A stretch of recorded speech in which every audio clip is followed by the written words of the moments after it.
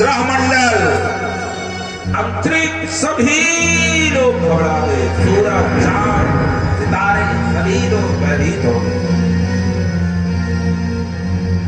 महादेव अपनी जटाओं को बिखेर दिए और उसी जटाओं से एक बाल तोड़ करके धरती पर गिरे। एक विकराल वीर प्रकट हो गया जिसका नाम वीरभद्र। हाथ में त्रिशूल लिए हुए, विकराल शरीर धारण किए हुए, सूर्य के समान आवाज झलक रही है। कहता है पिताश्री मेरे लिए आदेश कीजिए, क्या आदेश?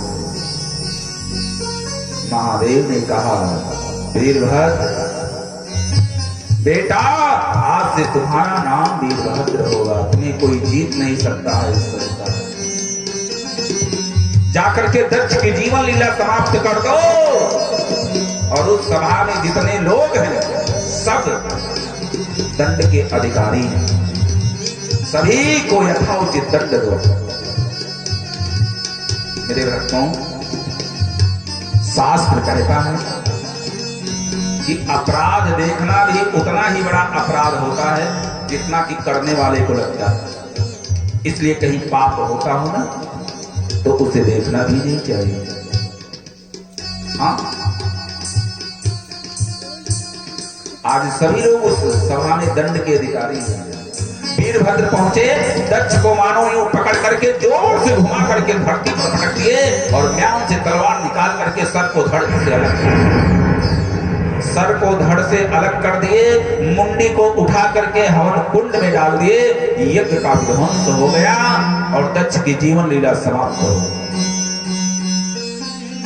एक एक ऋषियों को, एक एक देवताओं को चुन चुन करके मेरे भक्तों यथाउचित दंड दिए। किसी की दोनों आंख फोड़ दिए तो किसी की बत्तीसी निकाल के बाहर रख दिए, किसी का हाथ तोड़ दिए तो किसी का पैर निरोड़ दिए, किसी की पांचों उंगली साफ कर दिए तो किसी का कान काट दिए। सबको यथाउचित दंड दिए।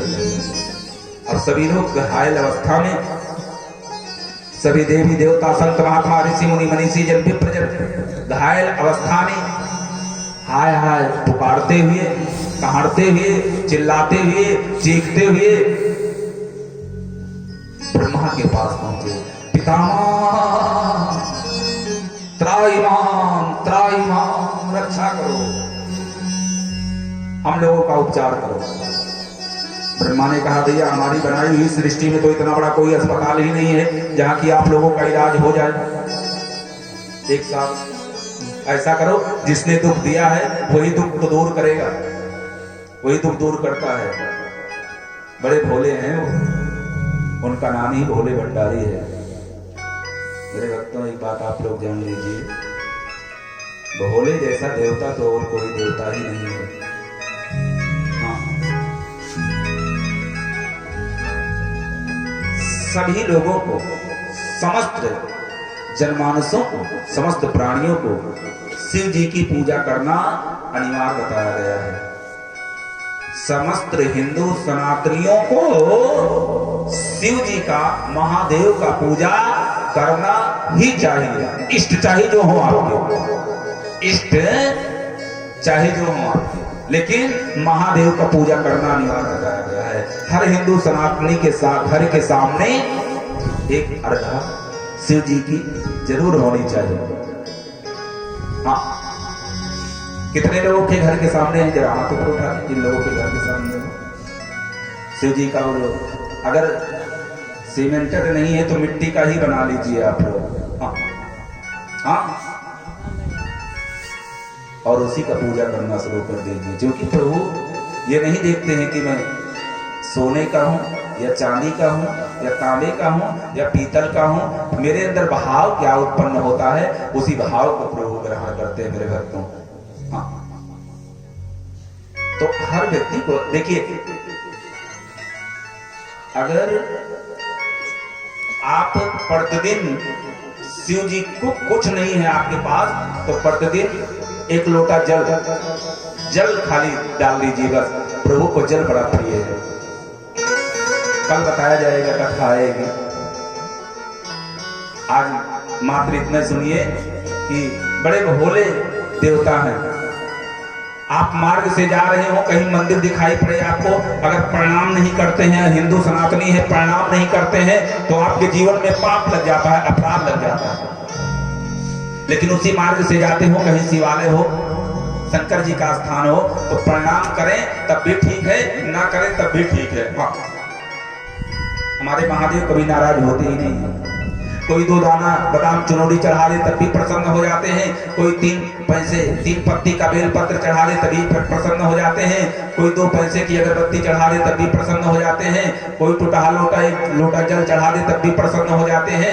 कोई उन्हीं के ऊपर खड़ा होकर के घंटा चुराने लगे तब भी प्रसन्न हो ही जाते हैं मेरे भक्तों। हाँ, कितने भोले देवता हैं, उन्हें पता ही नहीं है कि भक्त क्या कर रहा है। मेरे ऊपर खड़ा होकर के घंटा चुरा रहा है कि स्वयं अपने आप को ही मुझ पे चढ़ा दिया है। हाँ, कितने भोले हैं। किसी साधक ने बड़ा सुंदर भाव प्रकट किया कि तू ही जगदाता